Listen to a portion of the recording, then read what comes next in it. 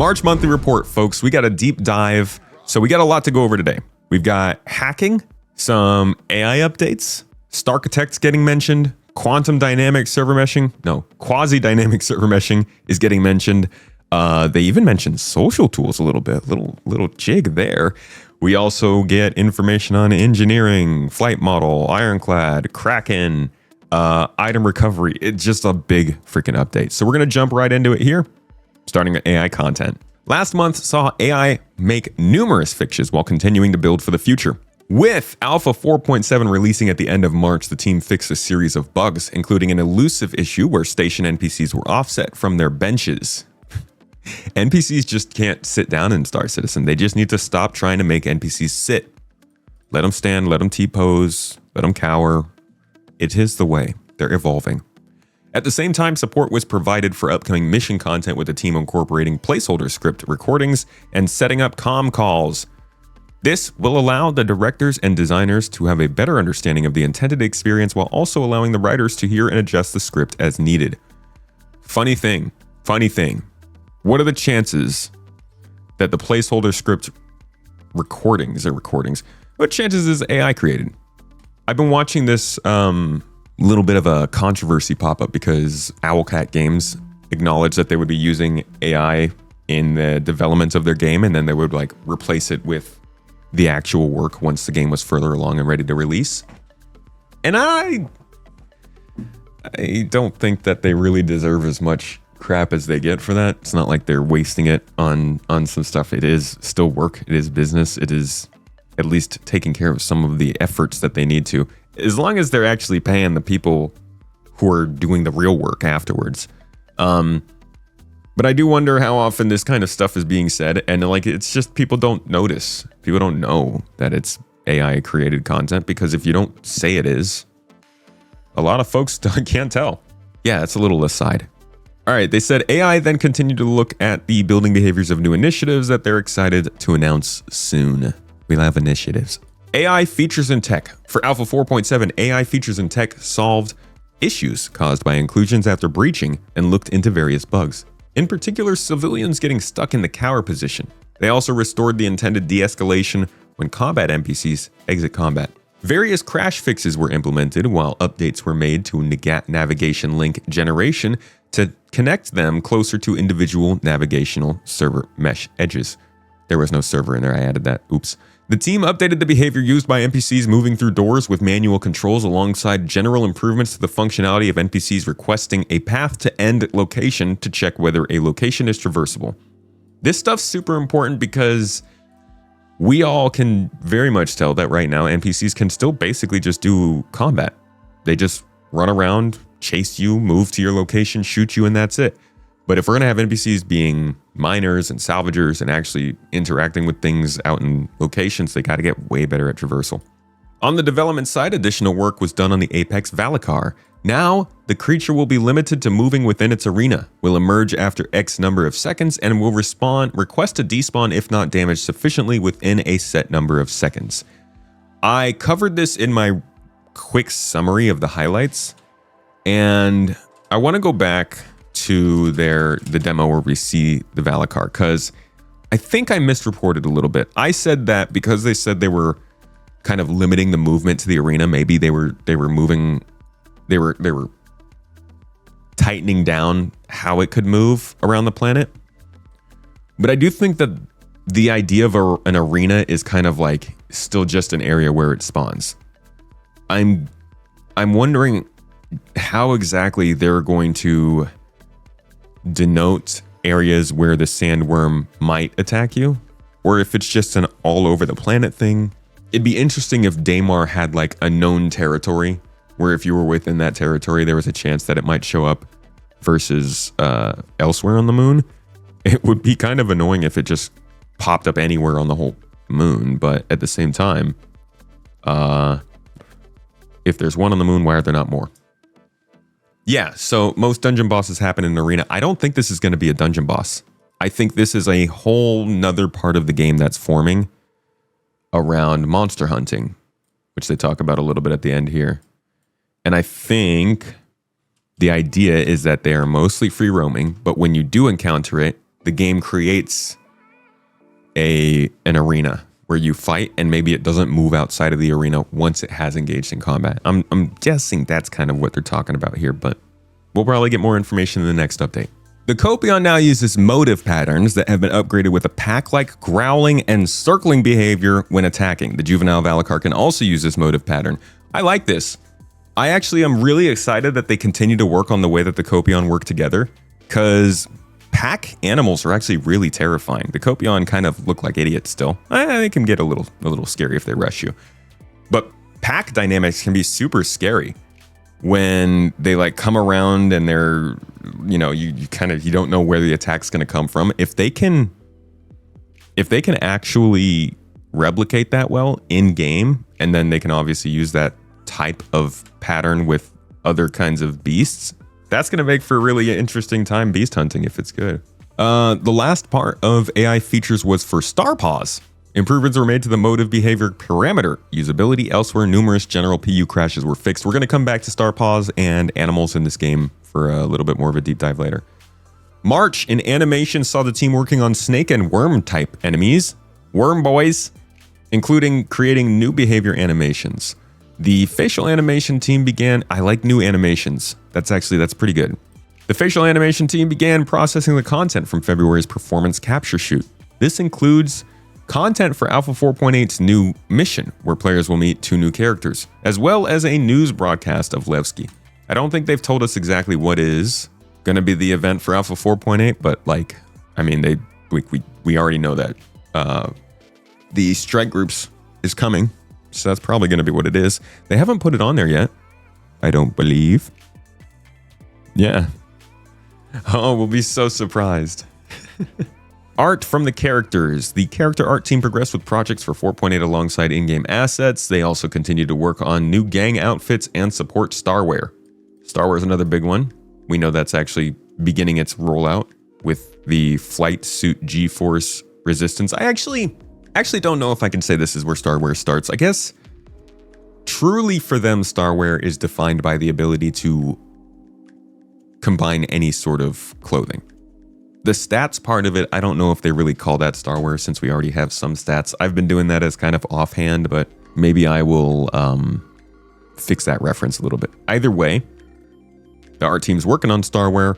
I also think new gang outfits is good. And honestly, there's a lot of stuff going into 4.8. I mean, they've got 2 new characters coming in. There's a new faction. There's a whole fleet battle going on. They're going to have the ability to refuel stuff out in the open, you know, if you have a Starfare around. But also, if you're not doing that, they're getting the ability to refuel stuff inside of capital ships. So it's going to be a pretty fully featured update. We're going to skip the art on the ship side for now. You know how we do. We're going to come back at the end and cover that in detail with the ship tracking ship sheet. If you're watching this after the fact, that'll be on a different video. Just check out Space Tomato 2. It'll be there. All the ship updates. Last month, the audio team successfully delivered their work for Alpha 4.7. This involved producing an engaging sound experience to support the visually stunning new dungeon experience. Can confirm. Stunning. So the team said on their new dungeon experience, we're proud of our rock-cracking sound design and the more immersive ambient experiences we're now adding to each release. Of course, it must be said that the music design team are expanding the universe with the sweet notes. Emphasis, sweet notes. From our composer, Pedro, who provides that extra layer of magic to the universe. Indeed, we are expanding the value of musical input and will be bringing more composed music within the game than previous years. Would love to have a sit down with that man someday and talk about music in how much music changes things. It's crazy how big a difference music can make to an experience. The team also provided the new Claw Salamander enemies with a unique language. It's so nice getting to shoot the Claw Salamanders and not hear them complain about their cousins. Adding more threat and value to the NPC conflict, this unique language does. Following this, they began designing further language packs for future builds. The fact that like some of the gangs will have weird languages, but then the actual alien races have languages you can learn. Wild. Some of the vehicle audio devs visited Jared on Star Citizen Live to discuss the increasingly elevated vehicle experience that's been happening over the last year as more new vehicles approach The team are continuing to lift the soundscapes and care they put into the flight experience. Let's go back to that real quick, because they actually did talk a little bit about what they're working on at the moment. It'd be cool to hear directly from the mouth of the people that they're talking about here. See if we can find it. Here we go. It just feels everything is about to fall apart, and that's how it exactly should sound like. Thank you. And what are you guys working on now? Ships. You're trying to catch us out. Some ships. Audio. The Origin ship that you were talking about. I thought maybe Yeah, dude, I forgot about the Origin ship. I asked a little, let's see, I want to say I asked a poll of the people what they thought the Origin ship would be, or what they wanted it to be. If you don't know, we ask questions for the podcast every week on Space Tomato 2 now. And one of the recent topics, I believe, was about new ships. Yeah. Everybody wants to see a generalist from Origin, and I have to agree. I have to fully agree. You can see I voted on this with my personal account. I'm skewing it. It's a scam. Ain't nobody want to see an explorer, because every Origin ship is an explorer. And they better be making a generalist to compete with the cutter. I thought maybe I could trick them. No. Maybe they, There are a lot we're working on Yeah, there actually is. at the moment. There is. I mean, this is only for the team. There's Ilya and Jack and Nathan as well. Yeah. So this is just just 3 of the 6 people. So I mean, we're doing a significant amount of ships. on the ship audio team, it's I want to be careful. I think when we put the thread up, we said audio team, and when we named the stream, we said audio team. And I think when we made the thumbnail, we probably said audio team. It should realistically have been ship audio team. So maybe we see if size around if that says maybe ship audio there's team. a chance of getting that up. Maybe they fixed it. Yep. Yeah, they must have fixed it. But yeah, when you say, just to clarify, like when you say there's only 6 people on the team and whatever. Ship audio, The yeah, ship, yeah. the ship audio. Yeah. Ship audio team. So you're working on an unannounced Origin. Mm-hmm. What are you working on? Not the name, just you give us the brand. What are you working on, Josh? A Drake ship. Drake ship? Oh. All right, I know what that is. Yeah. Okay, so that's not the ironclad. So then there's something else in Drake being worked on, Or like the, Sizable. Yeah. okay. unless he's just And being what about cagey you, about the Leon? ironclad. Catches out. Working on Aegis. You're working on an Aegis. Yeah. That's the hammerhead variant, I think. Oh, right. I'm having a lot of fun with this one, particularly this one. You know, yeah. it's a shark with a freaking laser beam on it. Nice. Cool. We got time for a couple more. Yeah. Okay. So they stop it there, but that is a little bit of information about what they're doing audio wise for the ships at the moment. Skipping over the community because we hate you. No, we love the community, but we are still skipping over it. Core gameplay. This is where the good stuff happens, dude. Let's go. Core gameplay team spent part of March progressing hacking. Oh, yeah. The devs are polishing items, improving the tutorial, and ensuring the UI is always correctly aligned to the player. Hacking. Anybody else in here triggered? I don't remember the last time hacking was mentioned, but hacking is kind of like salvaging.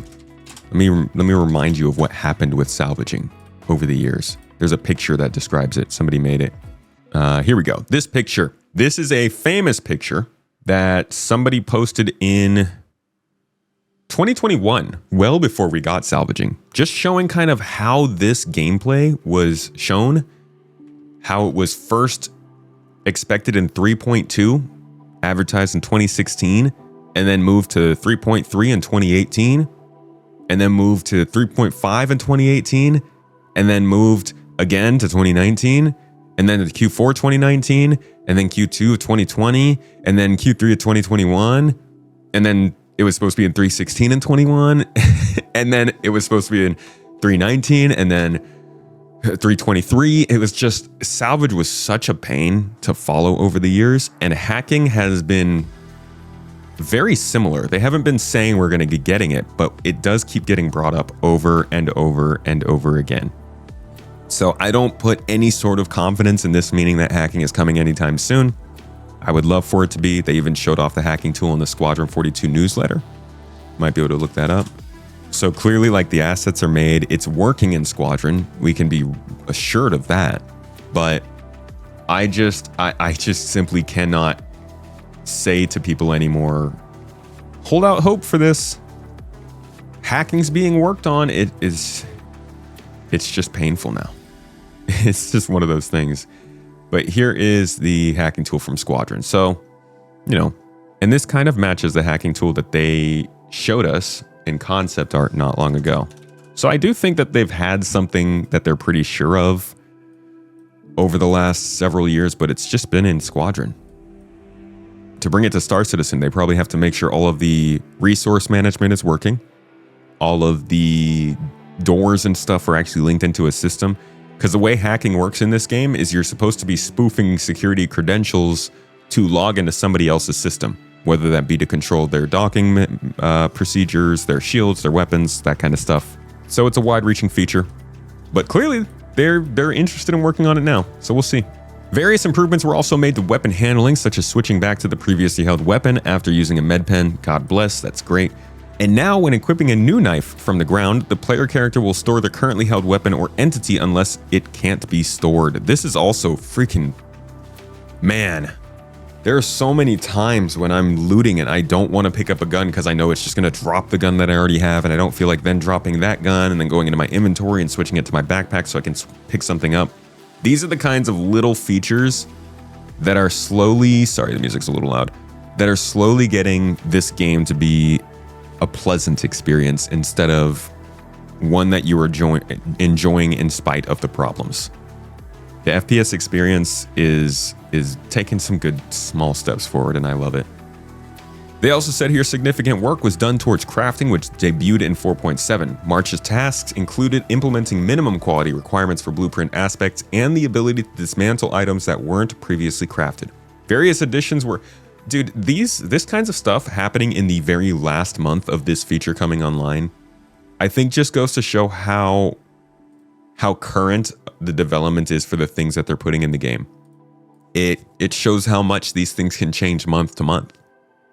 If March's task was having the ability to dismantle items that weren't previously crafted, then April's task could be having the ability to reclaim items that were pledged. Like, I guess those are two different things, but it feels like some of their things that they add are not super long term, and we can basically not know what's happening in 1 month, and then it happens in the next month, and then the month after that we see it in game. What I'm trying to say is, compared to pre 4.0, when we would hear about things for months before they got brought into the game, things can change pretty quickly now, it seems, with the PU. They continue by saying various additions were implemented too, including the ability to define which blueprints are entitled to the player by default, a HUD notification when a player receives the blueprint, material and quality information to the tractor beam display, and the ability to stack resource containers with the same quality. Players can now also view owned and unowned blueprints in the crafting UI. We have seen a future of crafting page, and it talks a lot about the kinds of stuff that honestly we're having problems with. They're going to have a dedicated blueprint library app where we'll be able to see the stuff that we want to use.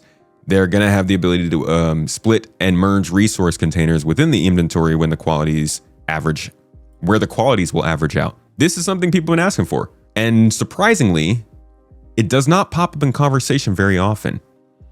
There was a thread actually on Reddit I saw the other day about the quality. It was about obviously the quality with the crafting, but a lot of the comments I was seeing were like, we need to be able to average out the quality. I'm not going to see any of those here, but this is what they're talking about doing. And when I say things can change pretty quickly, I'm not saying that this is something that'll happen next patch, but it could. They could get this working in one update.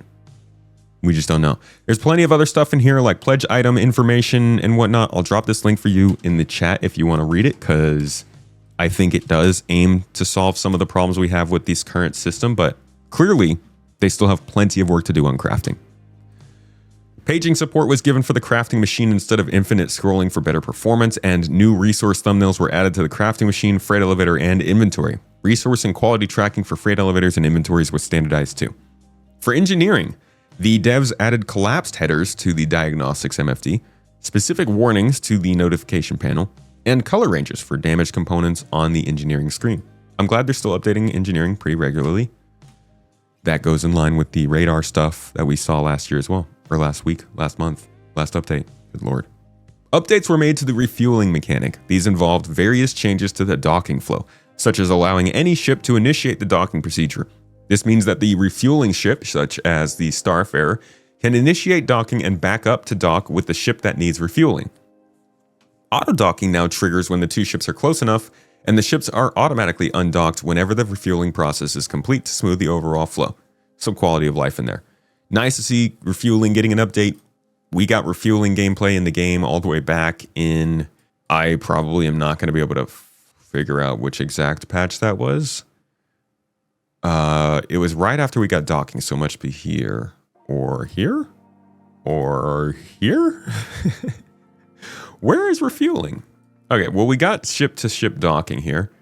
And I know refueling came in around that time, so it must have been 2021-ish, maybe 22 that we got refueling. And it really didn't work. Yeah, here we go. Ship-to-ship refueling 2022. 4 years ago. Just about. To the month. And it came in, and one of the things that they said when it came in was, hey, if you want to get refueled, just stay on global chat where you are and tell people to come refuel you. Which is insane. So... it's nice that with this update, they're actually adding refueling missions, so you can do this stuff without putting yourself at risk in the sandbox. But man, if we still don't have beacons, it's still going to be kind of a pain, I think. Progress continued on Drake's command module, with the team integrating the resource network into the module's handoff procedure, making sure that the host and parasite ship properly connect to the same network. Functionality was also implemented to ensure that the shield faces correctly update when the command module is docked and undocked. That makes it sound like this is going to be its own ship. And I do wonder if the command module, how they're going to treat the ability to spawn it back when it gets destroyed, or how they mark them. Will they be treated as two different parts of the same ship? Or one ship? Like, can I fly my command module down, land it in my hangar, and store it? And if I do, what happens to the rest of the ironclad? Is it considered, like, illegal? Is it still considered my ship that's out there? It can't fly itself, but it has all of the systems and stuff. This is going to be a really interesting one to watch how they roll it out, because it's another big system that's being launched kind of as a feature/ship. Okay. Another big system, dude. We're talking, these are this is important things. The fact that we're talking about hacking, crafting, engineering, refueling, inventory, social features, and the transit system all in one core gameplay section this would have blown 2023 Tomatoes' mind. The transport system. This one is important. It is now largely feature complete and going through iteration with the design teams for workflow improvements and additional changes to robustness and scalability. March's tasks involved improving various debug tooling for easier bug identification by the developers and QA team. The setup for Area 18 was completed, which will be used for the initial tech preview tests alongside other locations. The team also addressed the major issues that caused doors to open into the void and laid the foundation for self-repair functionality. For example, if carriages get into a bad state, the transport system can fully reset the network as needed. Now, that did not explain at all how crucial this system is, but it did kind of give us the sense that it's almost ready to go into the game, or at least be tested, which I think I was not alone when I was surprised that the very next day, I want to say, or 2 days later, they announced and launched the Evocati test for the tech preview. So, this is definitely moving along quickly. Well, I won't say quickly. It's close to moving into the game, but it's a big deal. This is important. This is the kind of thing that is supposed to fix elevators opening to nothingness, elevators killing you, trains getting stuck or not spawning or not being reliable. It helps. You can already see in just this first test, they're adding some quality of life stuff. The system is now queuing your ability to select floors that you want to go to. So now when you click a floor, it gets added to the list. If you do, I believe, leave the elevator, if you switch your selection, it won't add that in front of other people. It'll just put it in that same list. And if a player disconnects, the elevator handles the queued destination gracefully and will not open to the invalid location. So we're already seeing some quality of life come from this, and it's not even ready to go live. They've also finally moved your hangar up to the top of the list, which is very helpful. And they've added a whole doors button. Void doors are also void. So like this is starting to handle some of the problems that we've been having with the transport system, which is all elevators, trains, anything that moves players in and outside of ships. And hopefully it comes in 4.8 as it is on the roadmap for it, and should be a pretty big quality of life change for players. Moving on to the mission system, the team fixed various issues causing rewards to not be correctly attributed or progress for event trackers to be incorrectly calculated. Progress began on implementing Mission System V2 functionality into Starchitect, including the ability to dynamically create mission locations without designer intervention. Greatly improving the speed of development. That we'll go a little bit deeper into detail on Starchitect as well, but Mission System V2 is important because getting missions from entering locations, getting missions from mission boards, getting missions that do not just reward AUEC more reliably. You know, some of these missions are starting to do that with the blueprints. Those, I believe, are being made with kind of bespoke solutions as opposed to an actual system that can make this long-term going forward for the game. So Mission System V2 is good. Starchitect we'll get into later, but that's also good. The inventory rework continued too, with the team finalizing the remaining elements and fixing as many bugs as possible, both from what was found internally and feedback from the PTU. Inventory, it's a good step up. Personally, it makes it way easier for me to play the game, but damn, are there still some annoying issues with it. Back-end issues, I think, are the biggest ones, but stack all doesn't even work yet. Arr. Ship hangar servicing had its first playable gate, which was met favorably. The team is now working on preparing it for the content teams. Ship hangar servicing is referring to the systems that will allow us to do more refueling and repair inside of ships, implementing the service gameplay updates that draw from resources stored in your ship's cargo grid to fulfill refueling, repair, and restocking requests via dedicated service hangars. So this means if you're going out to do something that is capital ship related and you're using that capital ship as a home base for other ships, you will now have to take into account what those other ships require for the amount of time you're out. It's one of many steps that we're going to be taking that makes the idea of taking a large ship out to do something you have to think about more. You can't run out of resources anymore. You're going to have a quartermaster or a deckhand or somebody who is in charge entirely of just keeping the Idris stocked up, not piloting it, not commanding everybody, not handling the turrets. Somebody's going to have to make sure that the stuff that you need on board that ship is either good to go or they're getting a transport to go and get it and bring it back. And that's really exciting too. Finally, for core gameplay, the team is preparing to move on to social tools, which can sound very terrible when they say preparing, because that makes it sound like they haven't been working on it. But if we do go back to the talk with Benoit, we can go to the point at which he mentions that they have had a strike team working on social tools for quite a while now. Let me show you guys what that's about. Because this does not mean that they're just starting on the social tools. Yes, my video that came out earlier this year got the prediction off a little bit. It's probably not going to be something that happens in 4.8, and that's probably going to ruin our days when we do the tactical strike groups. But listening to this, it does sound like they've got decent work on it, and I think the voice and chat stuff will be coming pretty soon. Hopefully 4.9. Please, dear God in heaven above or down below, who do I have to talk to? Sure. Give me something. Good. For social. Yeah. Well, so what is it now? It's all a blur. A social universe, right? The last panel that we did at CitizenCon.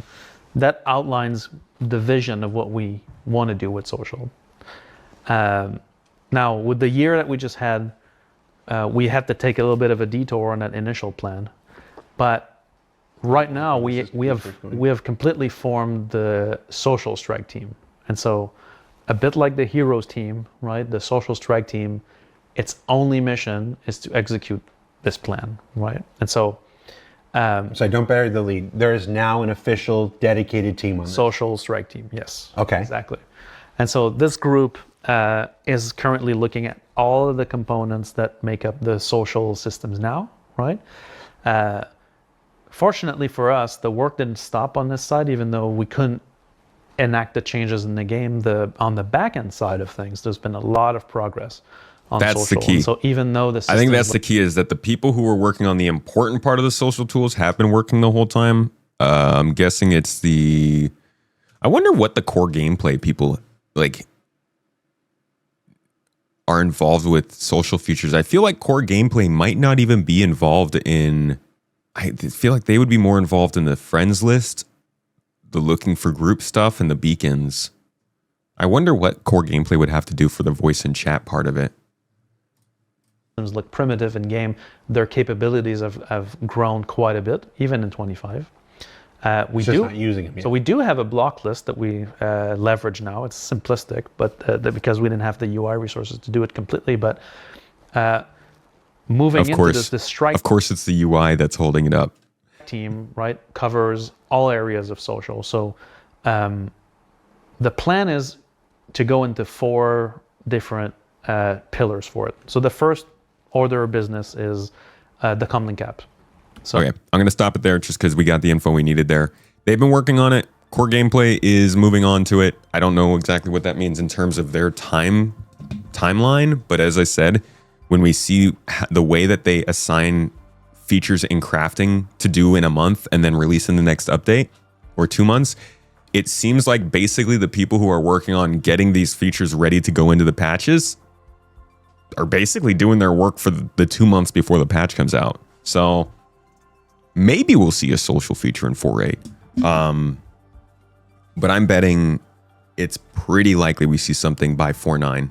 Creature content. This is a new team that they have launched, and it's been a long time coming. They started looking for somebody to own the creature pipeline all the way back in, I think, late 2023. If I'm not mistaken, it was a full year and a couple months before the Copion came out. And then once they got that person in, they got the Copion out. Shortly after that, they got the Valakar out. They got the Space Cow and the Marok out as well. So I think now they finally have expanded from just those first few people who did those first few creatures. And they're now, we've also been tracking over the last few monthly reports that they've been working on this system Star Paws to make it more standardized so that people can use it very easily throughout the company. In fact, we could probably reference that because they've been very adamant about Star Paws. Support for Star Paws is also planned for development in the near future. Okay, so it was probably the February one that gave us the good news. It wasn't in February. Okay, so I guess this is what it was then. Support for development was for wait, what month? What section was that? AI tech and features. So then that matches that if we go back to the AI section, they're talking about the improvements being made. Okay, so that tracks then. They did that work when they prepared for it, and they'll probably be moving forward hard on it next month, but clearly they now have a whole team surrounding it. March saw the formation of a new team, Creature Content, to focus on the ongoing development of Star Paws. Alongside focusing on improvements to the technical pipeline, the team progressed with a number of new creatures. We have seen a few new creatures in the past. Alpha 4.7 introduced some early results of these technical pipeline upgrades with variants of the Valakar that have grown accustomed to their icy environment. Unfortunately, they don't have a specific harvestable though. In March, additional design work went towards upcoming creatures while looking ahead to plan in additional improvements for existing creatures, including mesh and behavioral updates and additional variants. And we see a lot of that work going on up here in the AI section with the Valakar and the NPC movements, or sorry, the pack-like movements and stuff like that.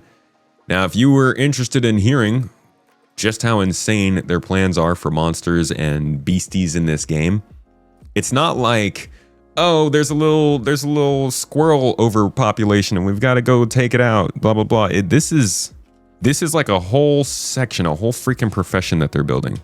Don't get me wrong, I always figured that fauna would have harvestables we could collect. But the way they're setting this up, it's literally like you can just be the space beast hunter, monster hunter.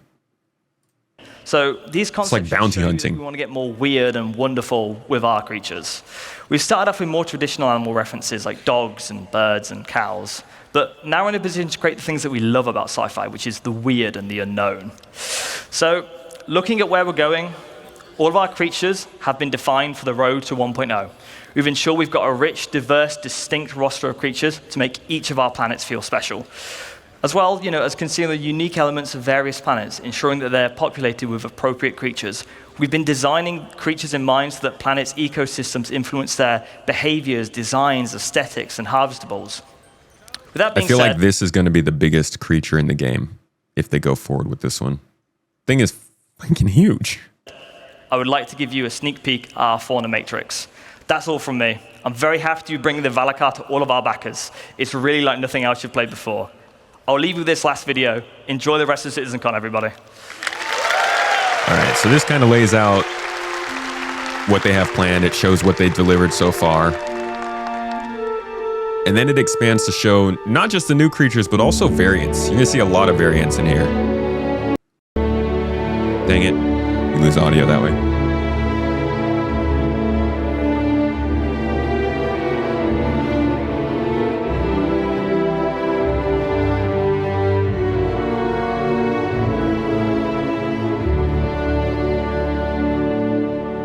That's a chunky cow, dude. And like, I don't mean that as a like, look at how freaking thick this boy is. Wonder what he's gonna have for crafting. A little hunchback Maroc up here. I still think this looks like the scariest thing. These things remind me of the Witcher. I think they're called Dwemmers. Is that Skyrim I'm thinking of? Dremora? No. What is there's like a weird like swamp creature in The Witcher that I hate. I hate them. Yeah, these guys. I hate these guys.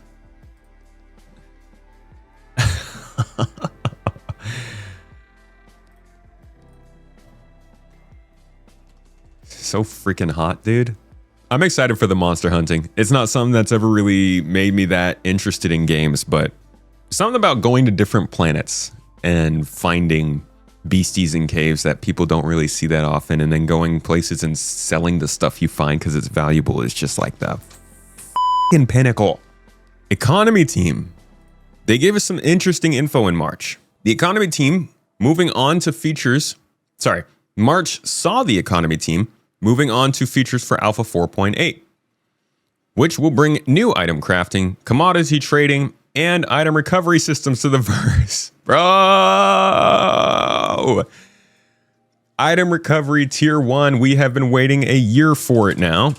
And I'm going to let you know what it is, just in case you forgot. Not Star Wars, sir. Star Citizen. Wrong star. Some people are going to hate this, but listen to the whole thing. So, item recovery introduces the ability to lose your items again. While Tier 0 laid the groundwork and provided some assurance that equipped items are not lost, they are developing Tier 1, which will allow players to register equipped items, which can be reclaimed for a fee at a specific kiosk or freight elevator. Once an item is looted, it remains usable until the original owner reclaims it or marks it as stolen. At that point, a dead man switch is activated, meaning it will cease to function after a period of time for whoever stole it. However, items that are bricked are no longer usable but can still be sold for credits. What I want to know is, can it still be dismantled? That's a new complication there. If you can dismantle stolen things, that's still a big deal, and it is part of what they said was going to be important for crafting going forward. Now, here's another big kicker here. With Tier 1, you will no longer respawn with your preserved gear already equipped. You will instead need to visit a location, such as your freight elevator, to reclaim your registered items. The nice part is, they are developing a quality of life feature to allow you to re-equip your previous full loadout completely with one button. So, this is going to be a bit of a 2 steps forward, 2 steps back for some people, as it gets more risky to go out with your stuff again. However, it's easier to get your stuff back. And we continue the slow march towards what this game's actually supposed to play like. The economy team gave a little update here regarding the entirety of the item crafting and commodity stuff they said. It is important to note that the current 4.7 crafting implementation is transitional. For example, we are being generous with high-end Ceruleum ore to pull players into the mining and fabrication pipeline. Our goal is to move away from a credits-only mindset and towards alternate progression systems such as crafting, reputation, and more. Now, I think this is pretty cool because it does kind of confirm to us that the Operation Breaker stations are Hathor V2 in a way. I think that both Hathor and the Breaker stations are meant to be these kinds of commodity deposits for high quality stuff. They actually go into more detail here by saying, Operation Breaker stations serve as a key example of this transition. While it currently offers a high UEC profit margin to encourage players to engage with the new crafting materials, its true purpose is to function as a resource hub. By paying a buy-in, players are trading currency for the convenience of guaranteed high-value material gathering. This allows them to quickly secure the requirements for high-end personal armor and FPS weapon production. I struggled with that one. I think this goes to show that they do have some ranking system, some level of value they put on missions as things they want you to do for certain reasons. And they are very much aware that resources need to be scattered based on those reasons and the risk involved to get them. So I like reading this from the economy team, not just because it gives us some information about what's going on here, but it gives us a little more insight into how they're thinking about the game and the economy, and I like to hear it. They continue in saying, as the economy stabilizes, shop pricing for crafted goods will begin to reflect the quality of the materials used. Consequently, the team will keep a close eye on all the mission buy-ins and resource yields to move away from a profitable NPC sell loop and towards a gear and player-centric economic model. In the final state, these locations will be the go-to spots for high-end crafters to convert credits into the exact materials they need, prioritizing material acquisition and quality over raw UEC profit. That is what a lot of people want, but this is what I was talking about, getting into more player trading. Been doing it more. I actually have a couple calls out in the org right now. If you guys are mining in the org, I will buy high quality stuff off you. But what this does do is it emphasizes the player-centric economic model. And I'm sure anybody who is really excited for Quantum is a little concerned about that and is wondering where the heck StarSim is. I am of the same thought process as you, and I actually did a little post on asking the devs, and I'm sure it did not get a reply from a dev, but it got a reply from someone. It really would be nice if they moved away from Wicklow and started focusing on factions with specialized rewards such as weapons and armor. Yeah. Oh, so the question I asked was actually about script. Because they're talking now about like alternative resources and not a UEC profit grind and stuff, but script is like the obvious sort of alternate commodity and resource we haven't really talked about much. Game intelligence development. In March of 2026, the Game Intelligence Development Team primarily focused on the ongoing design and planning for Mission System V2. Good to hear. They spent the first half of the month collaborating with mission designers to refine how the new system would work in practice and how to best expose the scripting tools to the designers. They also iterated on a UI prototype for the mission interface and made several refinements. Love to hear it. The only thing we really know about a possible mission system or mission UI interface, the most recent one we saw would have been the Squadron 42 contract manager, which obviously is not going to be the same as the Star Citizen one because they have different requirements. But it gives you some ideas. It shows you who's giving you the mission, what the mission is, what the like descriptions of it, the objectives you have to do, that kind of stuff. You got progress briefing, after action reports. This again is Squadron 42 though, so I don't know how much they'll change this for Star Citizen. Game Intelligence Development also began work on a new tool to facilitate the development of the new mission system. Mission system's a big one. Throughout the month, they continued deeper investigation and design work around its implementation, refining the architecture based on stakeholder feedback. This work will serve as a foundation whenever the team returns to the system. All right, level design team. Level design is an interesting spot. They said that they have recently expanded their level design team quite a bit, actually.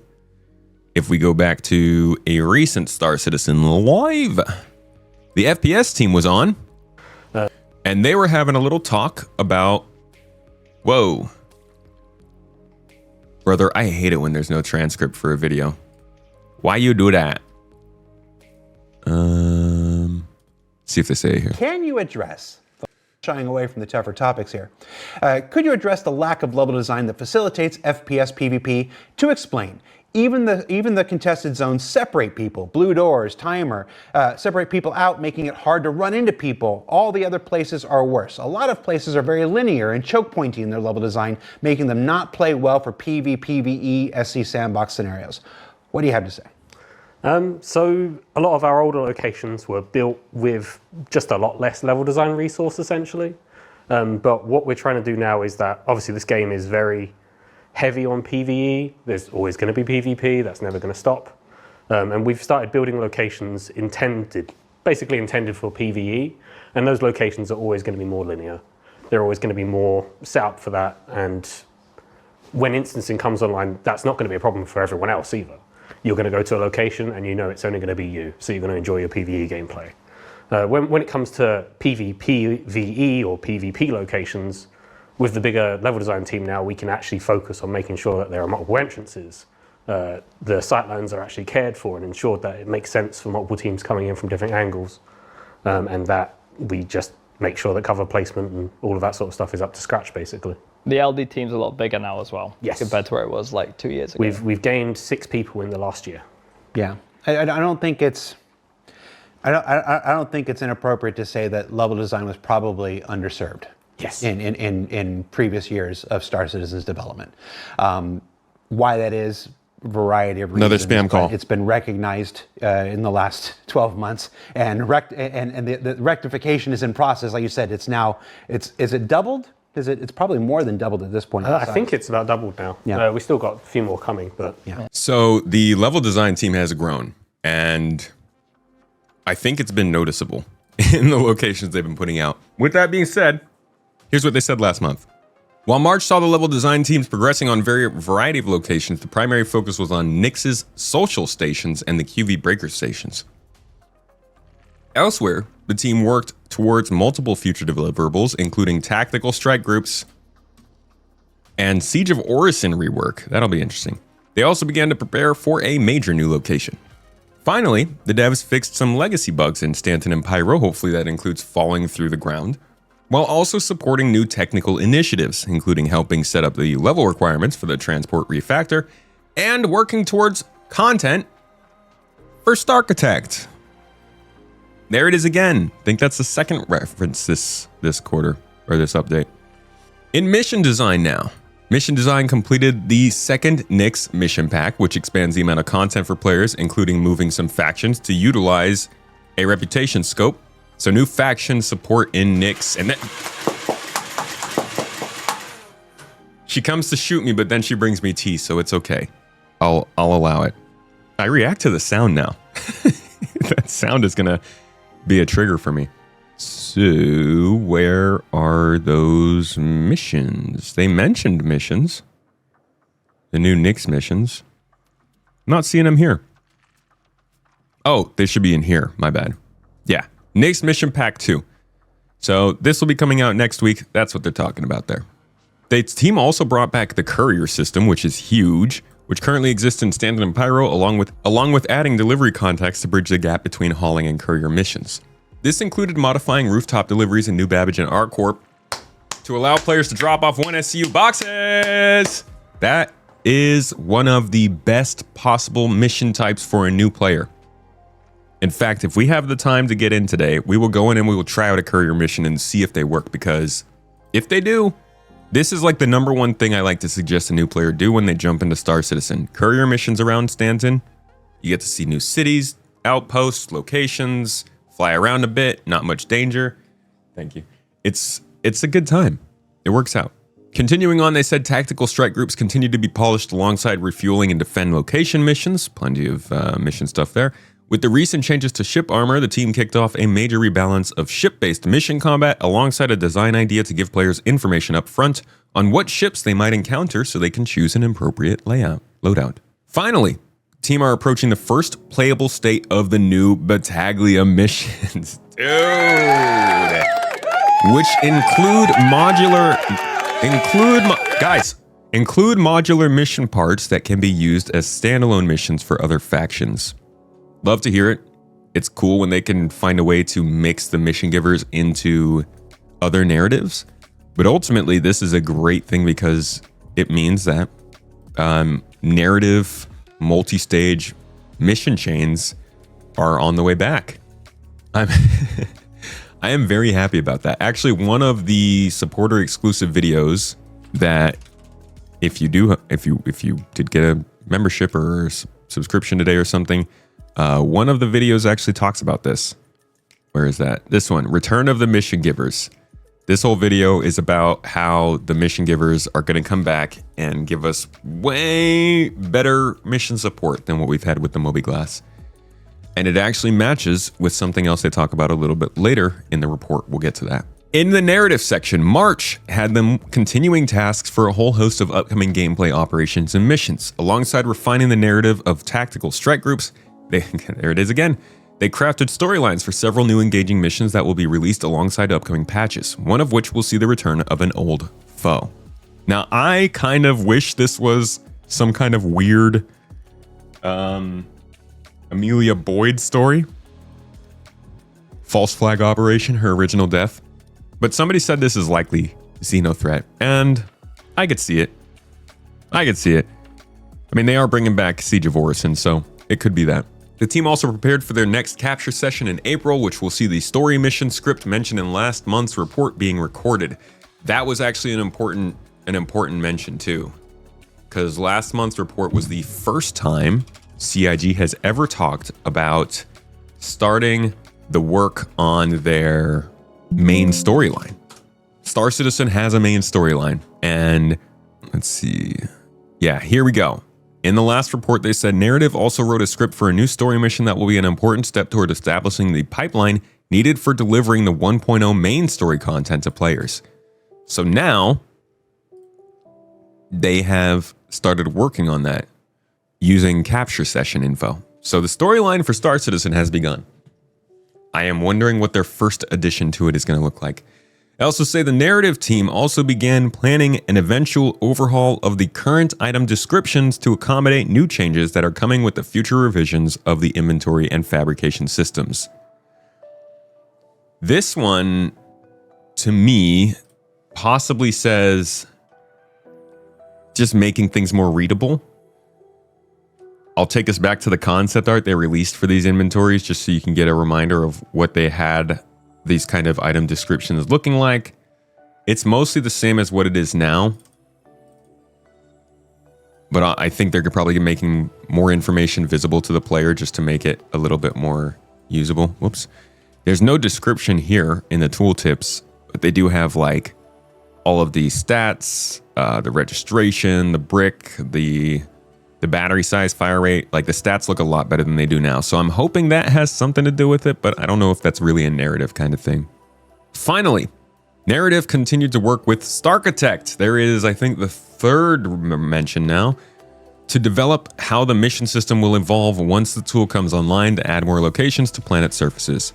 After this stream today, here's another thing that you can do if you are a supporter here. If you got a sub, if you got a membership, whatever it might be, you can watch any podcast we do live. Today, I will be having two podcasts, actually. First, I'm going to be talking to Grollo about the systems of the game. One of those systems we'll be discussing is Starchitect. We'll also be discussing the quasi-dynamic server meshing that's mentioned here. We'll be discussing item recovery, crafting, the transport system, basically all the big topics from this monthly report. I'll be having like a nice long hour-long discussion with Grollo about that. Shortly after that, later in the day, I will be having Citizen Skylark on to talk with me. He is a professional financial person. He actually handles bonds and savings and big companies that report their finances. So, as somebody who doesn't know finances that much, I'm going to have him on so we can have a decent sized discussion about what the financial statements from 2024 mean, so I can make a more easy to follow, straightforward explanation of what's going on next week. So if you are a supporter, subscriber, Patreon, YouTube member, whatever it might be, you can join those live. I'll have them listed on the Discord channel for you after the stream. Online technology. In March of 2026, the network team focused heavily on advancing the foundation for server meshing. A central part of this work involved quasi-dynamic server meshing, which intelligently distributes areas of the game world across dedicated servers based on their current load. The team completed a second round of testing for the initial version, resolving a bug where multiple game zones were incorrectly assigned to the same server. They also made the system more efficient by removing a global performance bottleneck that was causing thread contention. So quasi-dynamic server meshing is taking a step forward. We are getting closer to a truly bespoke game environment. On the stability side, several crashes and thread safety issues in the server management system were resolved, including a crash that could occur when a game server disconnected at the wrong moment.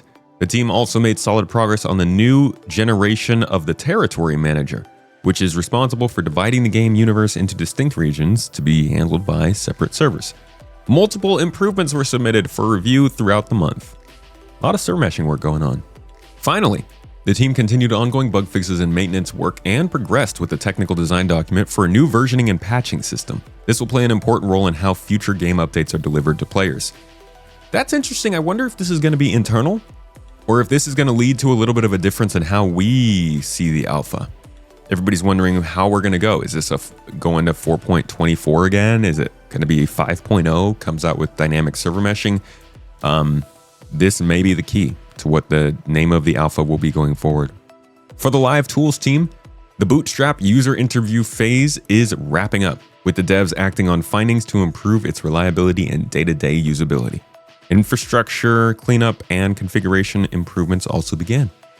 Panic Switch, very much appreciated member of this community, but also Star Citizen's error reporting tool, received several bug fixes and improved documentation for advanced users. Work is ongoing to improve crash handling robustness, including better resilience when errors occur and smarter automatic handling of known recurring crash patterns. Automatic. There you go. Hex, the game dashboard, continue its 4.0 modernization with multiple new pages and features ready to ship or in active development. I'm sad I can't show you guys what Hex is anymore. The only place I knew to find it, Turbulence website, and they have now removed that page since they were hired by CIG. So you can't really find a copy of Hex on the internet anymore, or a representation of it. The blueprint viewer was delivered while work on the new account detail page and tool integrations is progressing well. God, I hope blueprint viewer is referring to our blueprints. The online services team spent time in March supporting and improving the mission system, there that is again, which powers in-game content like hauling and industrial missions alongside instanced content. A key bug was identified and fixed where objectives were completed, but the mission itself wasn't always registering as finished. Alongside the bug fix, the team made a significant progress on a longer-term solution. It's a big one. Moving mission completion logic, the and/or rules that determine when a multi-step mission is truly done, into the back-end service, making it more reliable and future-proof. Long time coming. The mission system is so unreliable.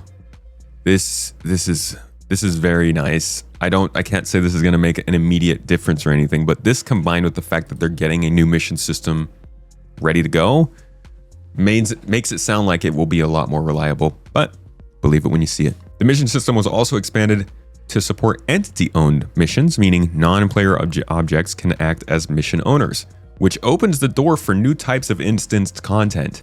It really does, guys. This basically means when you get to a location, you could be assigned a mission. You don't have to go to your mobiGlass anymore. That is that is actually something that goes all the way back to, oh man, now you guys are gonna love this. Y'all ready to trigger some folks? Let's go to Robert Space Industries, all the way back to one of the most triggering inside Star Citizens we've ever had from CIG.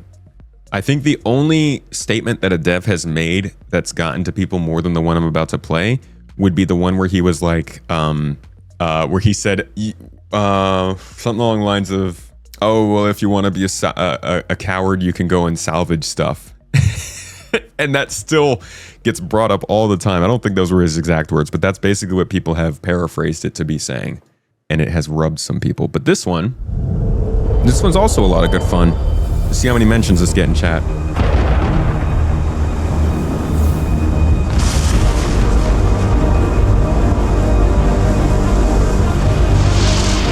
Stormbreaker is all about taking the next step in exploration gameplay.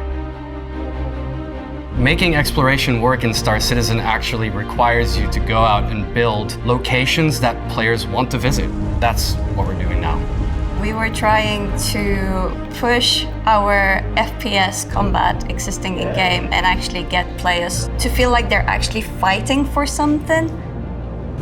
Stormbreaker is different because you don't go into your contract manager to look for what to do. You just go off, fly down to a planet, and you start exploring. We wanted to lead players from place to place and make them question what they're seeing. So I want to be clear here. Stormbreaker isn't an event, and it's not a mission. It is a sandbox activity. It will be... Elliot, triggering the folks as well. We got a freaking trigger shockwave, aftershock. So what he's saying there, it doesn't really matter that much when it comes to Stormbreaker itself, but this is where it does matter, because this is it actually happening. The mission system is expanded to allow entity-owned missions, meaning non-player objects can act as mission owners. That's essentially what they were doing with ASD last year. They were making a place where the location was the mission owner. You get there and it kind of triggers the actual objectives. That's all they meant by exploration. They just want people to not use their mobiGlass to get missions. They want you to go out, find places, and find new threads to tug on to start missions. Unfortunately, we have gamer brains, so everyone took it super literally and was like, Stormbreaker's not exploration. But now here we are. So I'm glad that they're getting this in. I think this is going to be a big deal because it also goes back to in the October monthly report, where they mentioned that they were working on getting missions to also work from mission boards. Mission Boo. In this report, they said the mission team completed their work on the Accept From World feature. This will allow players to accept missions from physical items in the verse instead of having to just use the contract broker. This will enable missions outside of mission providers to improve immersion. For example, it could enable a physical jobs board offering missions around a specific location. Again, the kind of thing they were working on. Now, if you look, this is the mission design team that was working on it. Now, we're seeing the online technology team work on it. Just like with a lot of the other things that we've seen just kind of slowly pass through the different teams on these monthly reports, this is getting closer to being a reality for the game. I don't know who else has to work on it after the online services team, but it seems like a lot of folks in the company have now had their hands on it. Hopefully we see it soon.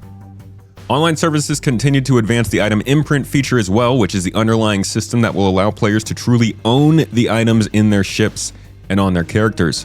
Additional groundwork is also underway to ensure the system queries item ownership in a more robust and efficient way. This is a big deal.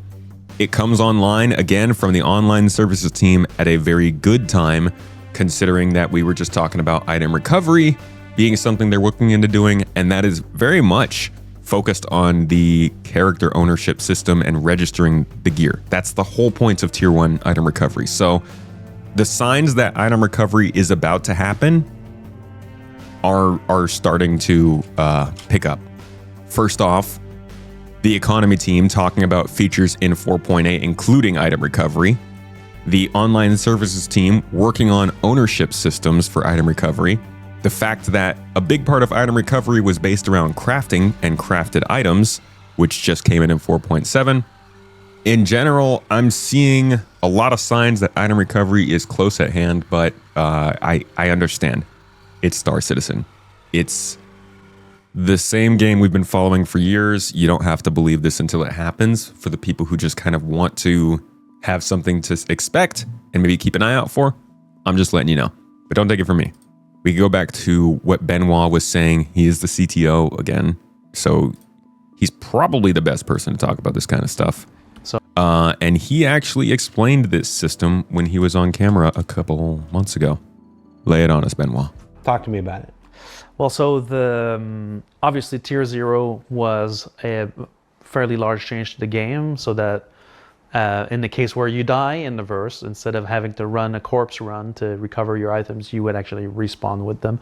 This was mainly done to, we're in an alpha game, we needed to do some compromises, so we looked at that. So item imprint, there's multiple names for this at this point. Item imprint, item recovery, Tier 1, entitlements 2.0. Those are all sort of related. So the gist of it is, and this ties into some other subjects, but is that currently when you play the game, right, and you look at your ASOP terminal, I think I've said that last time, but I'll still go through it again. When you look at your ASOP terminal, the list that you see there is the list of entitlements that you own, which ship that you own, you have a right to, right? Then that's cross-linked with the actual ship. Do you have it? This entitlement, let's say it's a Connie, what is it in the game, right? And where is it? And that's how the ASOP terminal shows you the list, right? So that's why you're able to have a row when there's no ship and it says retrieve or deliver, right? That creates the ship. Then deliver brings you the ship on the platform. Those entitlements currently, they don't live across patches.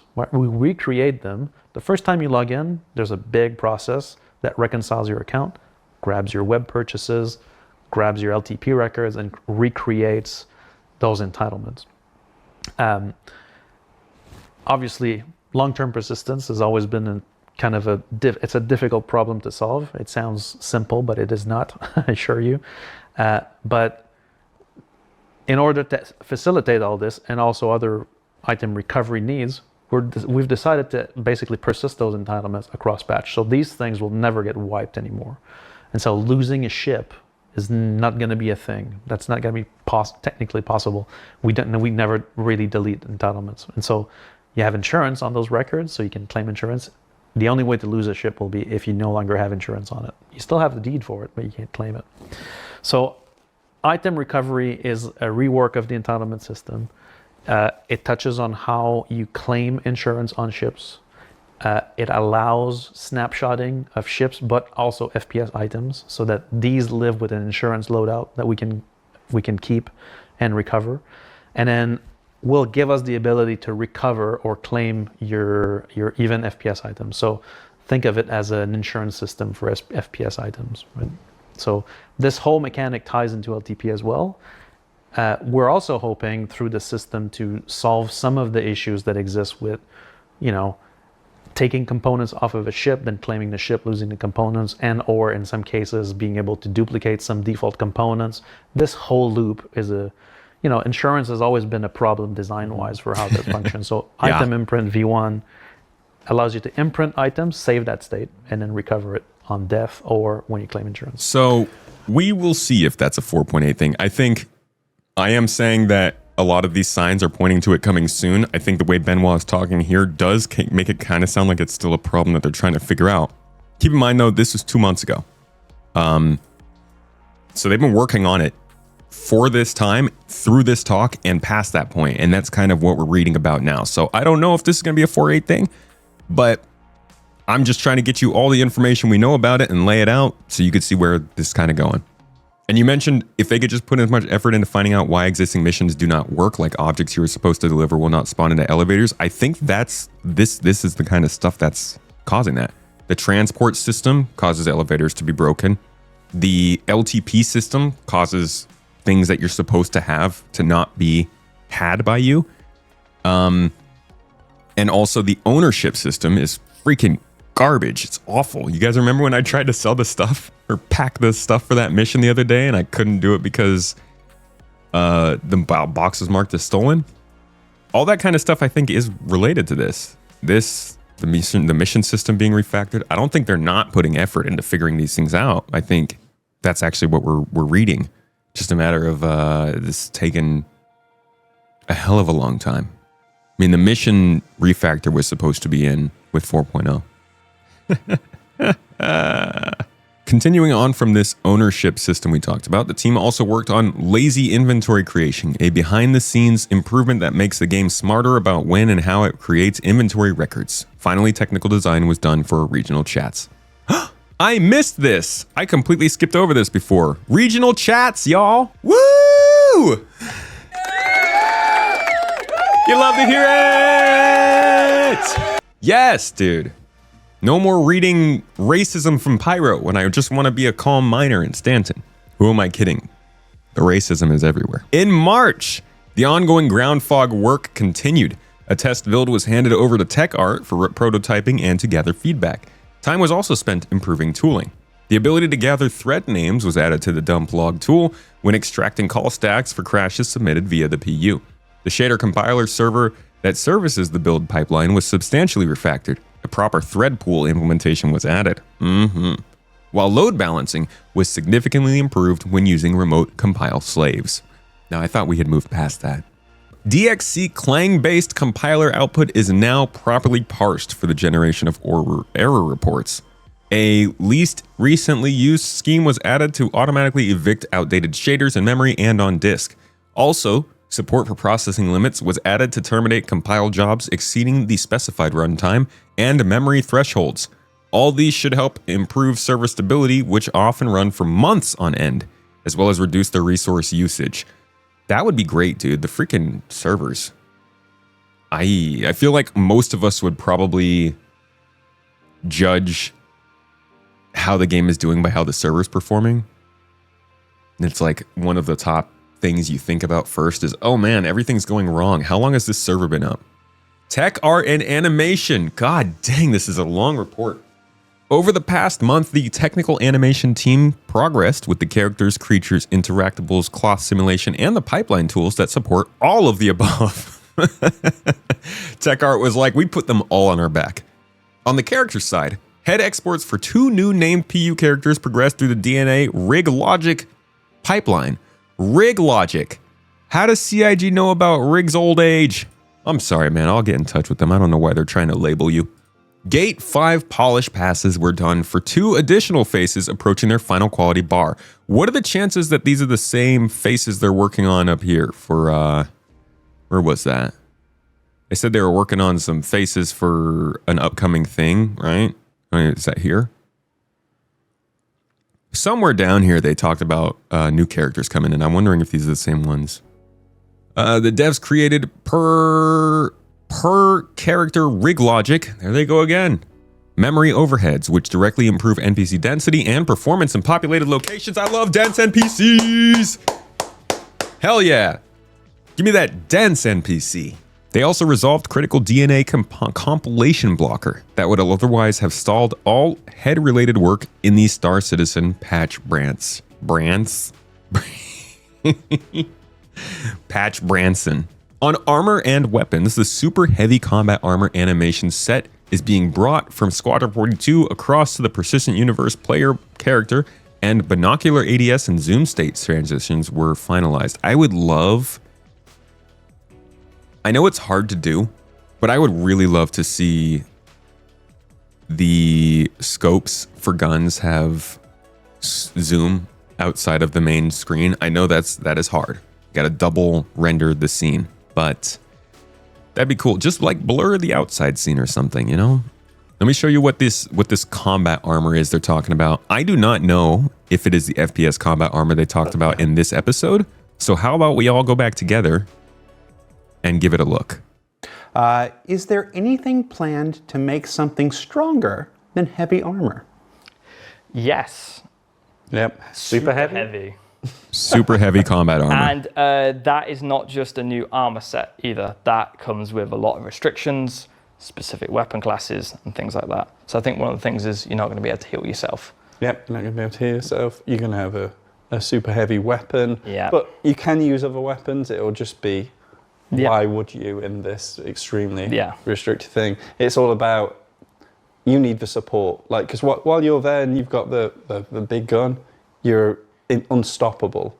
But the moment people start chipping away your health, if you can't pull out that pen and heal yourself, you need a teammate there, otherwise you're going to very quickly become vulnerable. Like a medic archetype of some kind. One of those. Yeah. Right. So yeah, there is something big coming. I don't. People think it's the Titan suit, and I know Paul probably is like banging the drums for this to be the Titan suit. I don't know. Maybe it could be the Titan suit. I mean, the Titan suit's definitely a Squadron 42 thing, so it makes sense for them to bring it over. But this is interesting because they are really starting to expand more and more into unique ways to play. Outside of, they're not just doing missions, they're not just doing systems or new enemies, they're also starting to get us some new things that we can use. And even more exciting, I'm pretty sure they're doing this because they want to have some boss battles wearing this. Like, this is going to be primed for some boss battles either in the Onyx facility or in the QV stations or just in other places where you're getting really deep into pirate strongholds. I bet we're going to see more of this kind of thing. It is a very cool piece, and it is also a sign of just how much of the kind of old school concepts that people have been freaking pumped for years are starting to show themselves. We've also got the skull helmet that came out recently. This was another one that people were waiting a long time for. It was advertised like back in 2017. We got the Valacar is now in the game. This is yet another one that was advertised all the way back in 2016 and just wasn't happening. We're getting the things like the Kraken are coming out. They're starting to get the manpower and the ability to, I think, look around a little bit more and actually focus on the big things as opposed to just constantly running a treadmill trying to keep up with development and launch features to keep people interested. They have an actual game forming on their hands now, and it seems like it's getting more realistic that they actually can support some of these more exciting things. That is cool in my opinion. It's not crazy cool for me. I'm not a huge mech guy, okay? Go check out the Astropub in Loken for that. But I'll definitely support you in a mech. I'll get you the fuel you need. I'll carry it out there. One of my favorite scenes from any movie was the people who were running the bullets through the war zone to the guys who were shooting the Sentinels in Matrix Revolutions.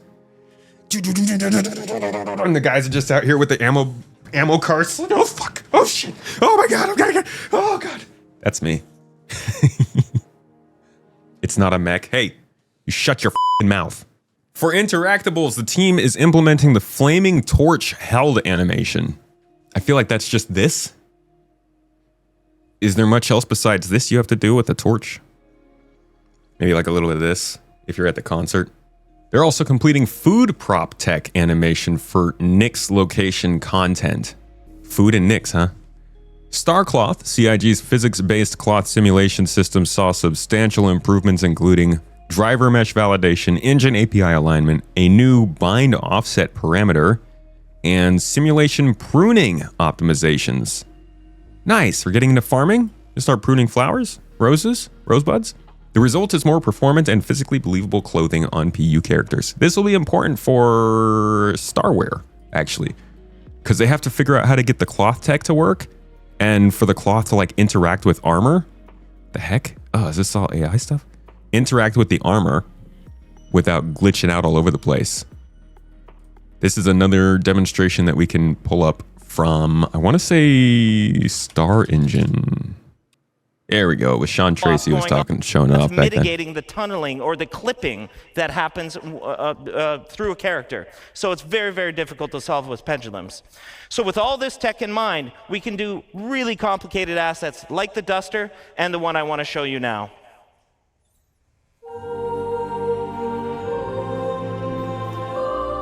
So here you're seeing about 5 different layers of cloth going on and self-colliding between each other.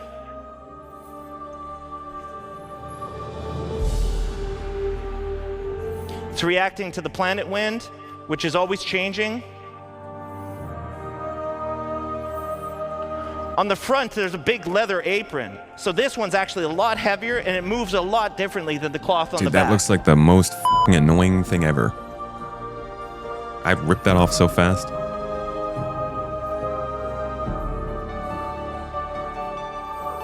So he's walking into the wind here.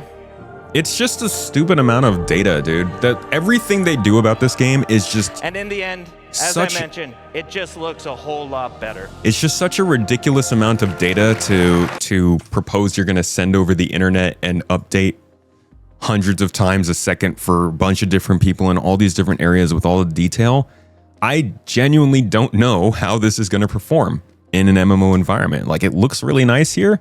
And Starcloth is technically already running some of the simulation for the cloth in the game. But I don't know how detailed they're going to be able to get with this, man.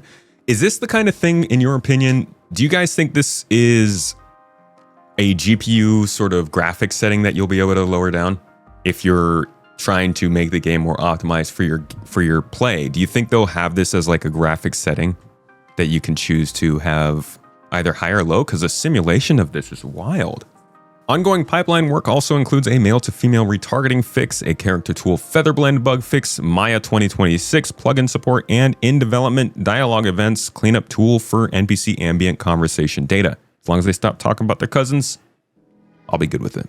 VFX. VFX didn't have too much going on this year, or this month, just some cool pictures, and they said for Alpha 4.7 VFX focused on finishing Enix's QV breaker station locations, such as the laser room and spacescaping, as well as hero moments like the laser and asteroid interior.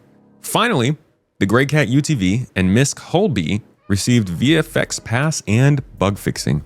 These, I think, are coming out next week. Yes, we know the Holby is getting announced. I think the Grey Cat UTV is also going to be there, and I'm actually really excited for it. I am going to put that thing through its paces because I'm hopeful it is the ground vehicle of choice for my kind of gameplay. But that is the fattest monthly report of the year so far, and one of the bigger ones I think we've ever gotten, just because of the amount of important systems they're talking about here. In almost every category, we got no breaks. I talked way too much. This video is so long, but hopefully you got all the info.